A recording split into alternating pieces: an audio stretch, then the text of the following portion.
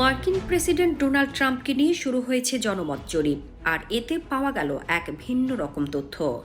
রিউটার্স ও Ipsos এর যৌথ জরিপে দেখা গেছে 61% আমেরিকান মনে করেন প্রেসিডেন্ট ডোনাল্ড ট্রাম্প বয়সের সঙ্গে আরও অস্থির, ইরেটিক হয়ে উঠছেন। 6 দিন ব্যাপী এই অনলাইন জরিপ শেষ হয় সোমবার, যার পরদিনই 79 বছর বয়সী ট্রাম্প কংগ্রেসে তার বার্ষিক স্টেট অব দ্য ইউনিয়ন ভাষণ দেন। জরিপে অংশ নেন 4,638 জন প্রাপ্তবয়স্ক মার্কিন নাগরিক। জরিপের রাজনৈতিক বিভাজনও স্পষ্ট হয়েছে। এর মধ্যে 89% ডেমোক্র্যাট ট্রাম্পকে বয়সজনিতভাবে অস্থির মনে করেন, আর 30% রিপাবলিকানও একই মত দিয়েছেন।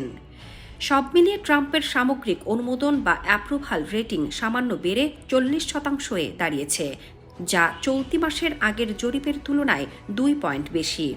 যদিও তার মেয়াদের শুরুতে অনুমোদন ছিল 47%। যদিও জরিপের ফলাফলকে ভুয়া ও হতাশাজনক বয়ান বলে মন্তব্য করেছেন হোয়াইট হাউসের মুখপাত্র ডেভিস ইংল। তার ভাষায়, ট্রাম্পের তীক্ষ্ণতা, শক্তি ও সরাসরি যোগাযোগ ক্ষমতা তাকে তার পূর্বসূরির চেয়ে আলাদা করেছে। জরিপে আরও একটি গুরুত্বপূর্ণ তথ্য উঠে এসেছে, তা হল 79% উত্তরদাতা মনে করেন ওয়াশিংটনের নির্বাচিত কর্মকর্তারা সাধারণ আমেরিকানদের প্রতিনিধিত্ব করার জন্য অত্যন্ত বয়স্ক।